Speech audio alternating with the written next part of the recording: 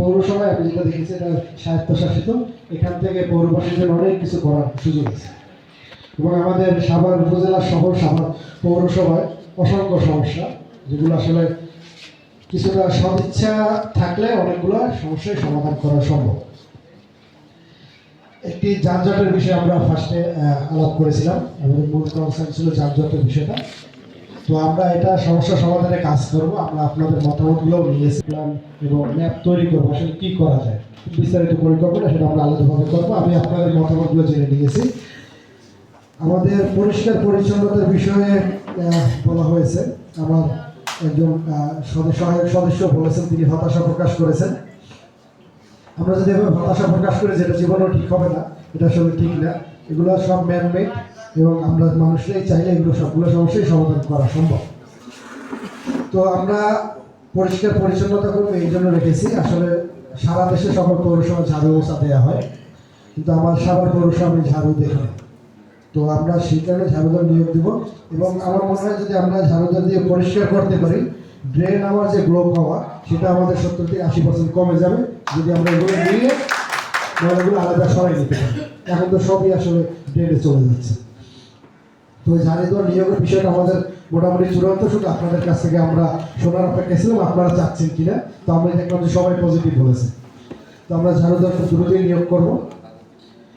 লাইটের বিষয় এটা আমার নিজের নজরে এসেছে, তারপর আজকে এজেন্ডায় ছিল না, তারপর আমি বলেছি, উল্লেখ করেছি আমি পুরো সাভার পৌরসভা আলোকিত করার ইচ্ছা আমার আছে। আপনাদের সহযোগিতা দরকার এবং এই জন্য বড় প্রজেক্ট নিতে হবে এবং এই প্রজেক্ট আমি শুরু করে যাব খুব দ্রুতই। আমি অলরেডি বলেছি এস্টিমেট করার জন্য।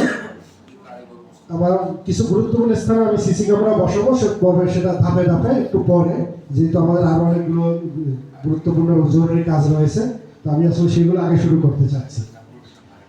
একটা বিষয় ছিল হকারের বিষয়, সেই বিষয়ে আপনারা খুব বেশি কিছু বলেননি, শুধু একজন বা দুজন অল্প একটু মতামত দিয়েছেন। একজন বলেছেন মডেল মসজিদের পাশের জায়গা, বিষয়টা কি জানি বলেছেন? আচ্ছা, আপনি বলেছেন। তো ওই জায়গাটা কার? আসলে এটা খাস জায়গা। আমার পৌরসভার তো সামর্থ্য আছে, আমরা কেন খাস জায়গা পিছনে পিছনে দৌড়াচ্ছি?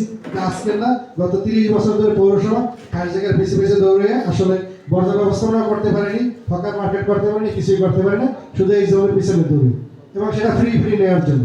ঠিক আছে? তো খাস জমি নেওয়ার প্রক্রিয়া অনেক জটিল। তার চেয়ে আমাদের সামর্থ্য ছিল আমরা অনেক আগেই চাইলে জমি কিনে এগুলো সবই করতে পারতাম। সবার পৌরসভা সেটা করেনি। তো আমার পরিকল্পনা রয়েছে এই খাস জমির পিছনে দৌড়দৌড়ি বাদ দিয়ে সুন্দর করে নিজেরাই ক্রয় করে অন্তত বর্জ্য ব্যবস্থাপনা আগে শুরু করবো।